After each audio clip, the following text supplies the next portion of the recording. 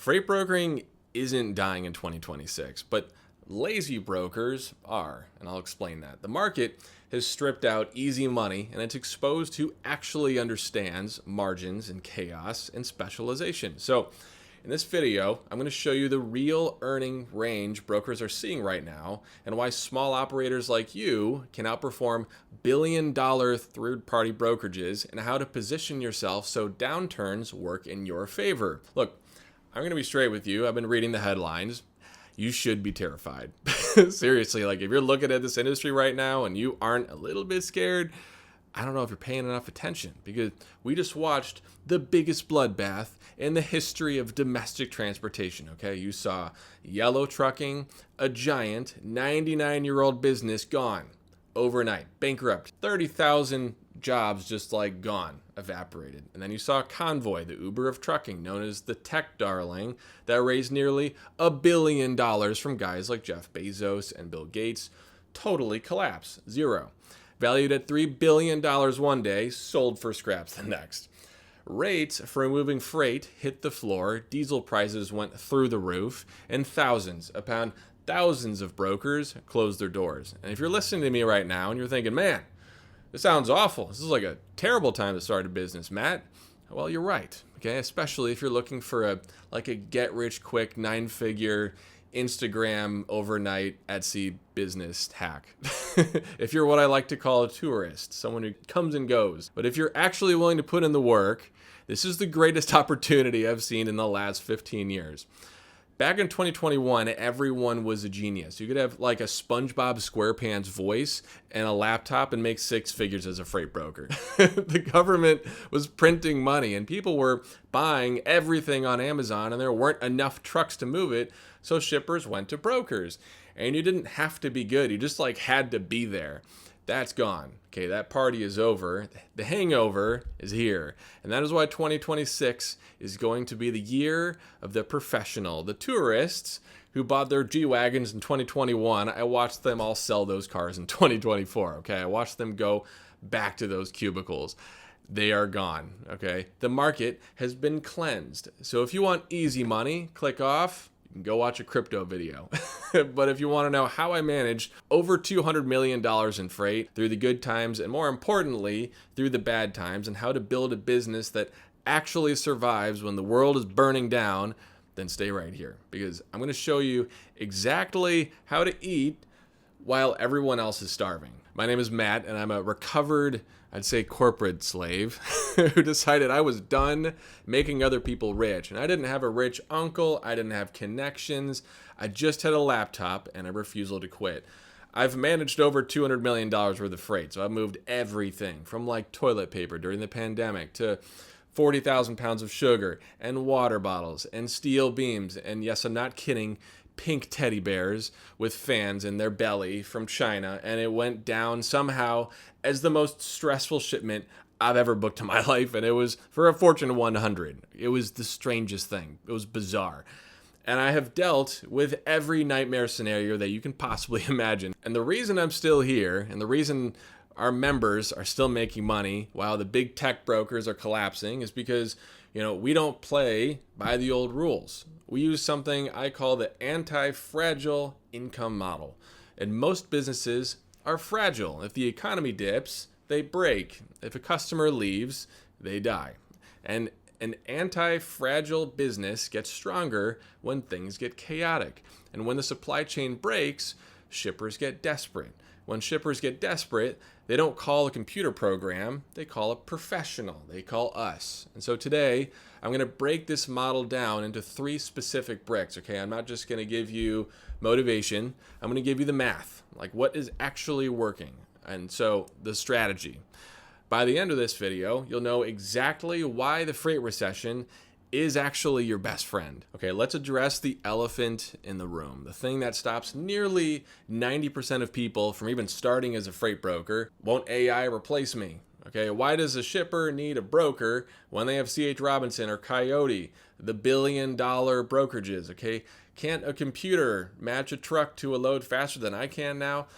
And if you listen to the tech bros in Silicon Valley, the answer is yes, okay? They've been saying that for 10 years and that the broker is dead. They raised billions and billions of dollars betting that an algorithm could replace a human being. And you know what happened? Well, they failed. So Convoy failed. Uber Freight is bleeding money. Why? Because they forgot about the chaos factor. And here is the fundamental truth about logistics that you need to tattoo onto your brain, okay? Trucking is not digital. Trucking is physical. It involves 80,000-pound machines and weather, traffic, blown tires, Department of Transportation inspections, and human beings in those vehicles who haven't slept enough. A computer can price a lane. A computer can tell you that a truck is supposed to be in Dallas at 2 p.m., but a computer cannot calm down a driver who is stuck at a receiver at 2 a.m. screaming because the forklift driver went to their night shift lunch and left him sitting there for hours. I had a load a few years back. It was a high-value electronics load, computers basically, moving from California to Texas. I booked a carrier. The rate was agreed upon. Standard stuff, okay? 2 a.m. on Saturday, my phone rings. Now in this business, when the phone rings at 2 a.m., it's never good news, okay? Nobody calls to tell you like, hey man, I just want to let you know that the drive is beautiful. I pick up and it's the driver and he's livid, okay? I mean, he's like screaming. And he's at the shipper. He's been there for 6 hours, and they haven't loaded him yet or communicated anything with him. He's out of driving hours on his electronic logbook. He's tired, he's hungry, and he feels disrespected, as he should. And he tells me, man, I'm leaving. I'm taking the trailer. I'm driving it to the yard 3 hours away, and I'm going to pay you double because I could have booked this other load for a couple $1,000s. Not sure how much it was.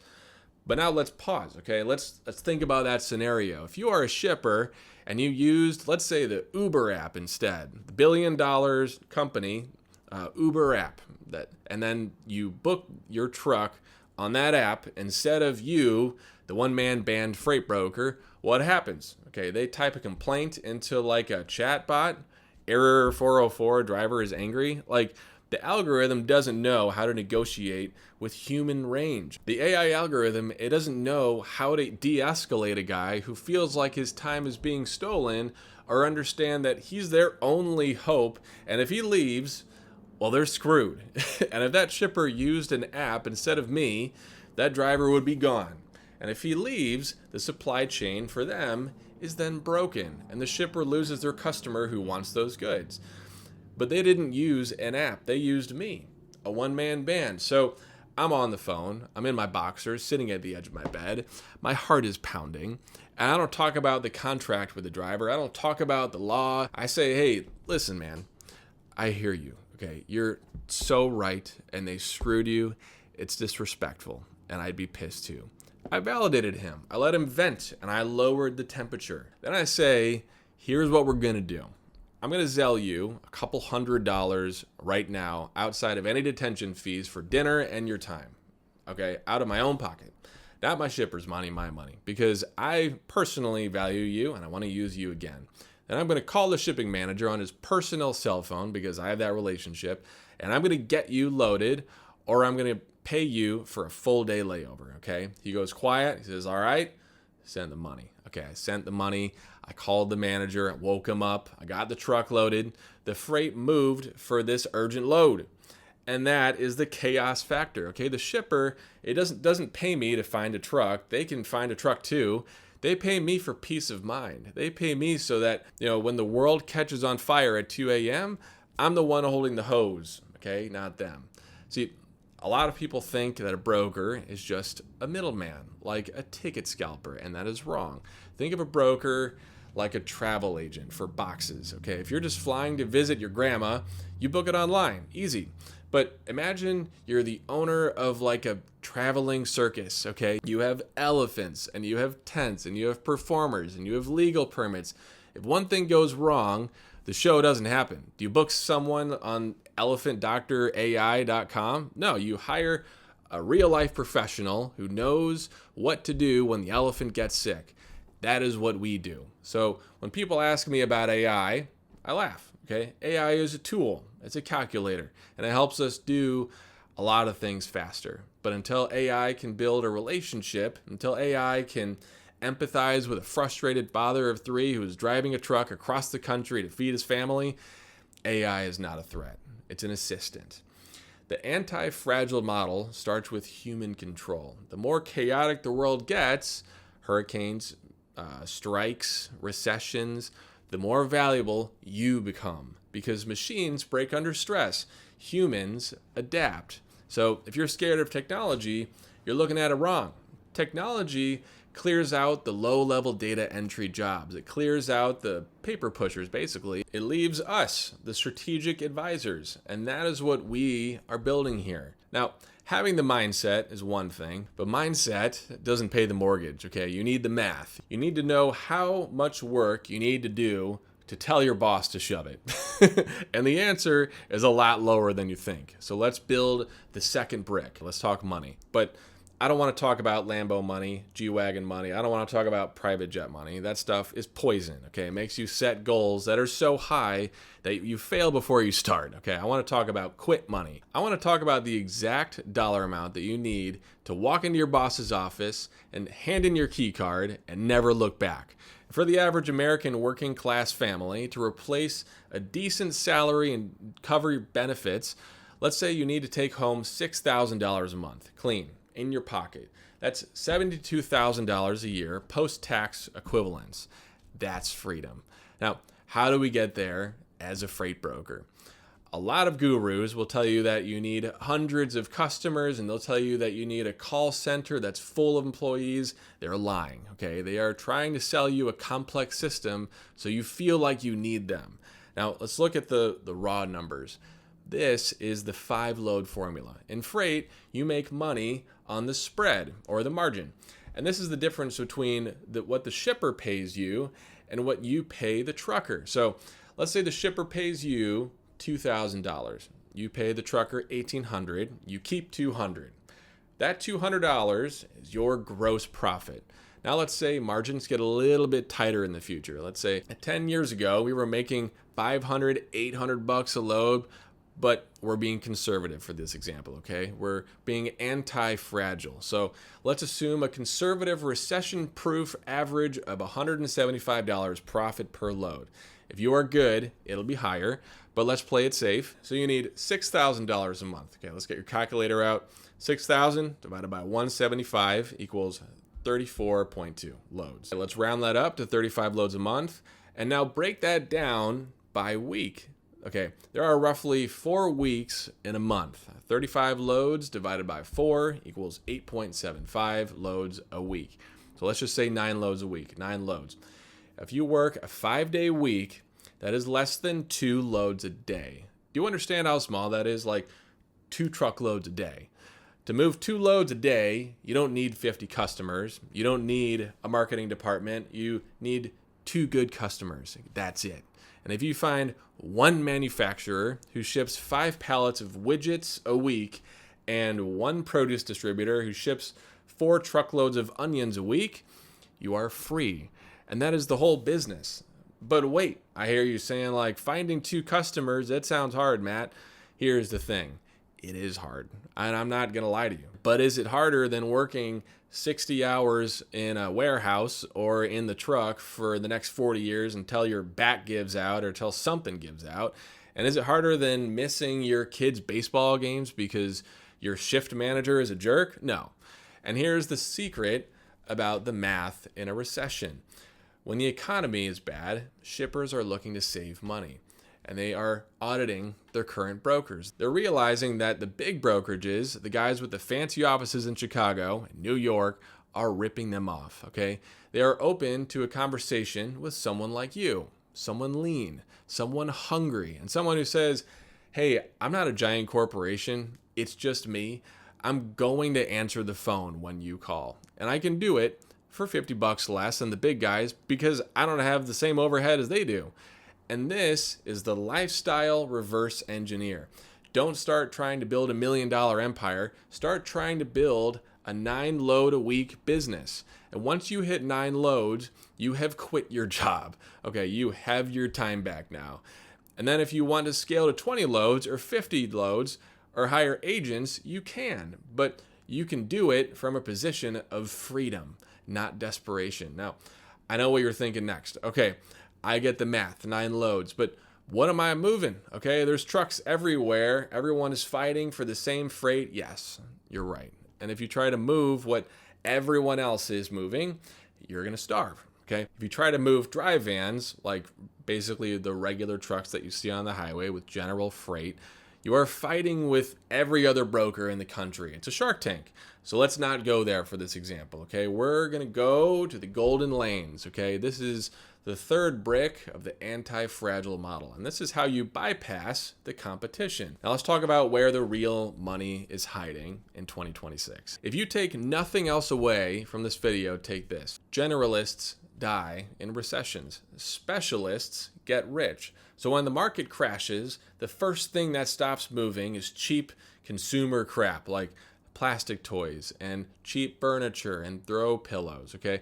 That stuff goes in dry vans. That market, it isn't dead, but for this example, we'll just call it saturated to make this example easy. There's still a lot of money to be made there.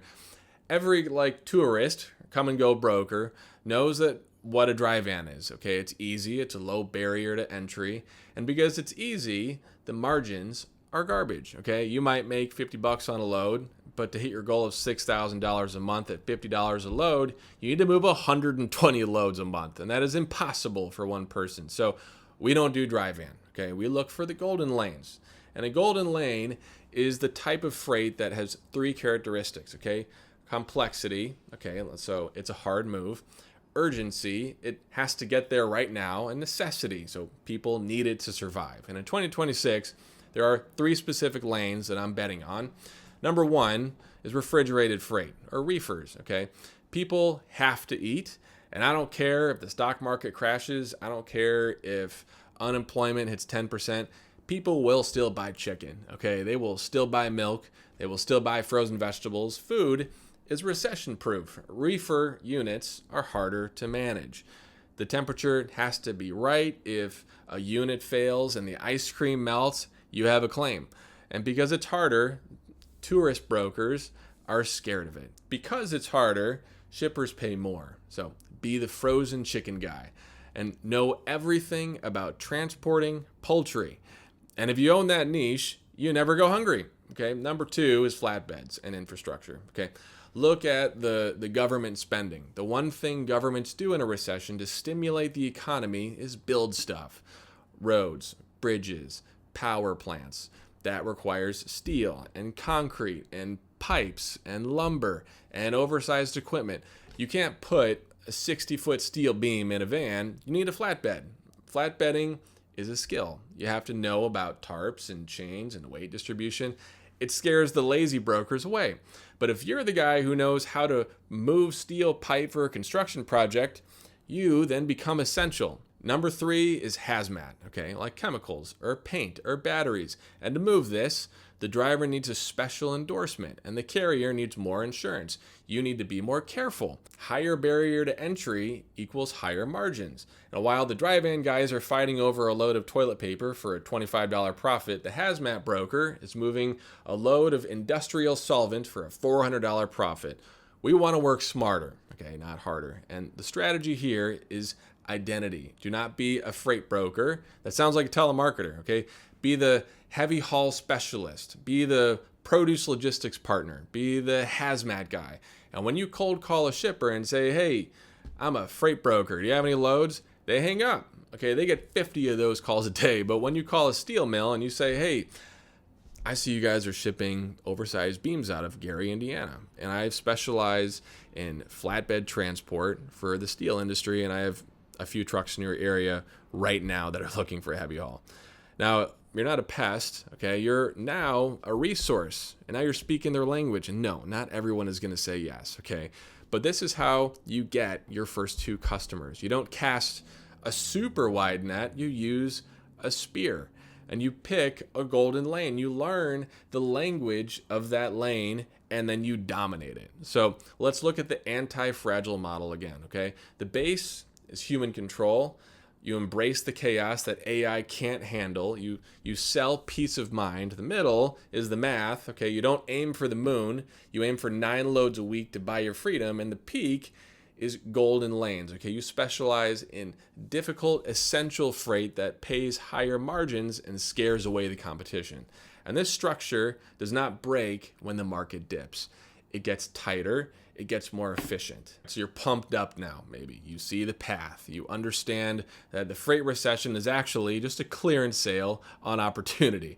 And the tourists are all gone. And the rates are now stabilizing, and the specialized niches are printing money for the people who know how to work them, okay? You know you only need about 9 loads a week to change your life, but there is a problem, okay? A big one. And you can't move a single box, you can't make a single phone call, you can't make a single dollar either if the government doesn't know you exist, okay? You need a license, you need a bond, and you need an MC number. And this is where 50% of people die before they ever start. They Google like how to get a freight broker license, and then they land on like a super scammy service website that charges them like $3,000 to fill out a form that actually only costs like $300 normally. Or they mess up the application and they get their authority revoked before it's even active, and then they get blacklisted by carriers. The paperwork is a minefield. It is designed to be confusing, and if you do it wrong, you are building your house on quicksand, okay? You don't want to get scammed by a filing service, and you definitely don't want the FMCSA auditing you in your first month. So how do you get legitimate? How do you get your authority and your bond and your operating status without ever overpaying and without screwing up? I'm going to walk you through the legal minefield, okay? I'm going to show you the exact way to do it line by line. I'm going to show you how to get your license without getting ripped off. So click on this video and let's get you legal so we can get you paid.